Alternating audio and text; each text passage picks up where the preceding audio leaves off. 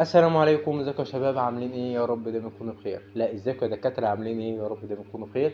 اكيد لو انت داخل على الفيديو ده بقى انت مقبل على كليه طب الاسنان، او انت مثلا في ثانويه عامه وبتحب ان انت تطلع على الكليات اللي انت بتحبها ايا كان. بس اغلب اللي داخلين على الفيديو ده ان شاء الله بقى هم دكاتره المستقبل او داخلين كليه طب الاسنان. اول حاجه انا عارف ان انت داخل كليه طب الاسنان، وفي بعض المتخوفين وبعض اللي هم حابين المجال. اللي حابب الكلية يقدر هو يسكيب المقطع ده او الجزئية دي بالذات، يعني الكام ثانية اللي جايين دول يقدر يسكيبهم عشان هو حابب الكلية، فانت تمام كمل دوس في الكلية بتاعتك. اما لو انت مش حابب الكلية، انت مقدرش اقول لك، عشان انت مثلا سامع الناس اللي هي بتقول لك ده اعداد كتيرة، سامع الناس كمان اللي هي بتقول لك ده ما فيش شغل، سامع الناس اللي هي بتقول كلام كتير. بص يا ابني، عايزك ترمي ده كله وراك، عشان الحتة دي والجملة دي بالذات ضيعتني في اول سنة ليا في الكلية. وفي الاخر انت لما تخش المجال هتلاقي فرص كتيرة جدا، وهتلاقي مجالات كتيرة جدا انت هتدوس فيها، وهتاخد منها دخل محترم ان شاء الله باذن الله. وبعد كده الرزق ده بتاع ربنا، واحنا علينا ان احنا نسعى. وان شاء الله باذن الله الكلية فيها مجالات كتيرة جدا، وفيها فرص شغل محترمة جدا، بس اللي هو ايه بيحاول يفكر بطريقة مختلفة. تمام. واحنا ان شاء الله باذن الله ربنا يكرمنا في الكلية وربنا يوفقنا فيها ان شاء الله باذن الله. اول حاجه تعال نخش على طول تقسيمه كليه طب الاسنان. اول حاجه انت بتخش 5 سنين. معلش بس عشان صباعي متعور. اول حاجه انت بتخش 5 سنين، ثم بعد ذلك سنه امتياز. ال5 سنين دول بيتقسموا الى سنتين ونص تقريبا، وسنتين ونص على حسب الكليه بتاعتك. اول سنتين انت بتاخد فيهم مواد من بشري برضو مع مواد من طب الاسنان. اول حاجه بتاخد الفسيولوجي والهيستولوجي والاناتومي. طبعا الاناتومي عشان تعرف تشريح الجسم، الفسيولوجي عشان تعرف كل عضو من الجسم بتاعك بيشتغل ازاي، والهيستولوجي برضو كذلك عشان تعرف تركيب الخلايا بتاعتك ماشيه كيف بالظبط. تمام. فده اهم حاجه واهم جزئيه انت لازم هم بيركزوا عليها عشان تبقى انت طبيب. فانت طبيب لازم تعرف الحاجات دي كلها عن جسم الانسان. طب بتدرس ايه في مواد اسنان؟ بتدرس الدنتيشن، وبتدرس كمان الماتيريال. بس الماتيريال ده بعد سمستر 2، يعني في بدايه سمستر 2 كده بتدرس ماده اسمها الماتيريال. بتكمل تقريبا معاك من سنه اولى الترم الثاني، خلينا نقول الترم الثاني مثلا عشان انتوا لسه جداد، فممكن مش واخدين على المصطلحات دي. اتفقنا. فانت كل دي الحاجات دي انت بتبدا اللي انت تاخدها وتبدا اللي انت تدرسها. فماده الماتيريال بتعرف لك الحشوات ايه وانواع المواد، وازاي انت الحشوات دي بتتعامل مع الانامل بتاع السن. كل ده هتفهمه ان شاء الله باذن الله. بعد كده هتخش سنه ثالثه تكمل برضو في نفس المواد مع زياده مواد برضو ثانيه. بعد سنه ثالثه الترم الثاني او سمستر 2 هتبدا بقى اللي انت تنزل الكلينيكال. يعني سنة أولى وسنة تانية وسنة تالتة الترم الأول، يعني نص سنة تالتة الأولاني أنت في مرحلة اسمها البري كلينيكال، ما قبل المستشفيات. تمام. المرحلة الكلينيكال اللي هي اللي أنت بتبدأ تنزل فيها المستشفيات وتتعامل مع البيشنت بشكل مميز جدا.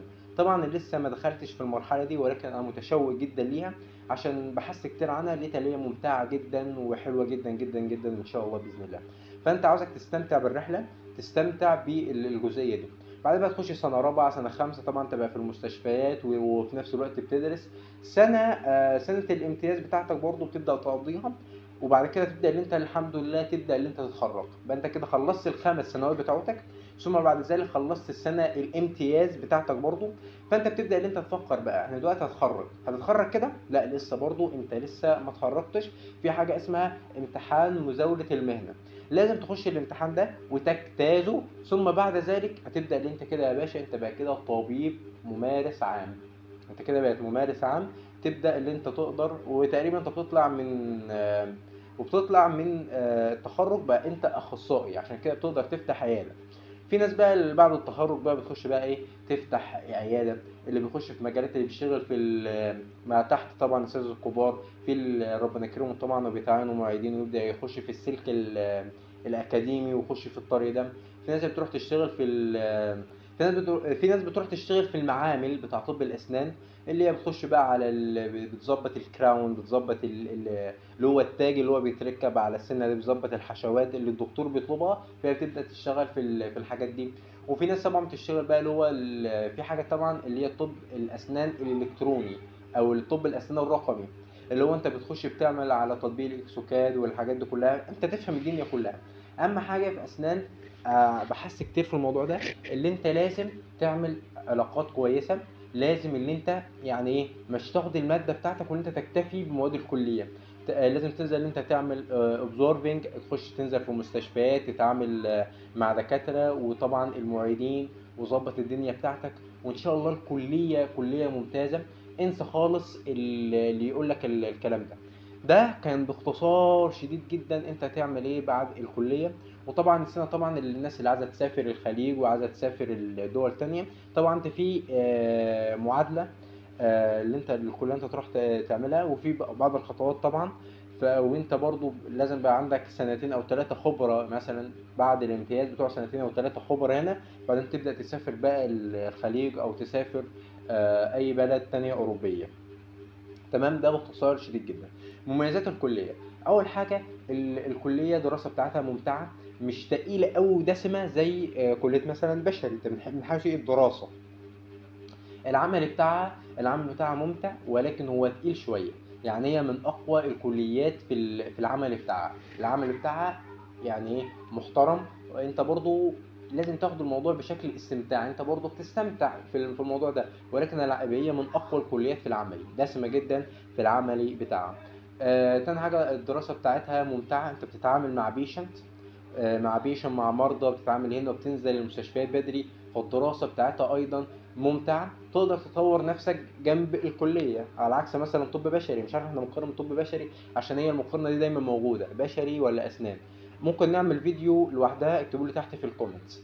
بس كده، في لها مميزات كتيرة جدا، اللي انت بتخش سوق العمل بدري، بتقدر تفتح عيادة لو انت جاهز وقوي جدا في الخبرة، تقدر ان انت تسافر. طبعا الفلوس والرزق ده طبعا عند ربنا، ولكن هي برضو فيها دخل محترم وفلوس دايما يعني محترمه، وفلوس دخل قوي جدا ان شاء الله باذن الله. ودايما طبعا اهم حاجه في طب الاسنان والميزه اللي هي تبقى لازم رقم واحد، ان انت بتعمل خدمه انسانيه. كفايه لما المريض يجي لك مثلا بوجع او بالم، او حد كبير يجي لك بوجع او بالم وانت تخفف عنه الوجع ده. فده ميزة قوية جدا في أي مجال طبي، اللي أنت بتخفف آلام الناس. اللهم اجعلنا دايما في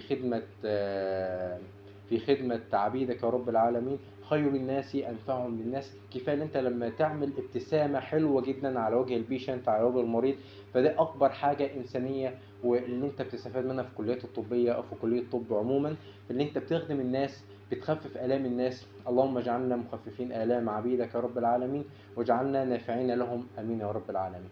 فده اكبر مميزات طبعا طب الاسنان. عيوب طب الاسنان ليه طبعا هي مكلفه، يعني انت مكلفه في الادوات.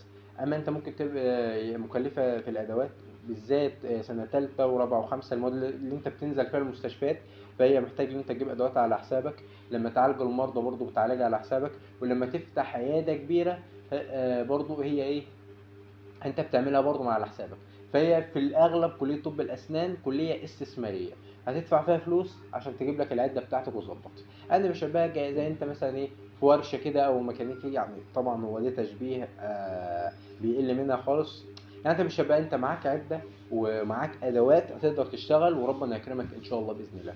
بس ده اللي انا شايف كليه طب اسنان، ولكن هي كليه حلوه، كليه ممتازه، كليه مش وحشه خالص، ولا الناس بتقول لك عفى عليها الزمن.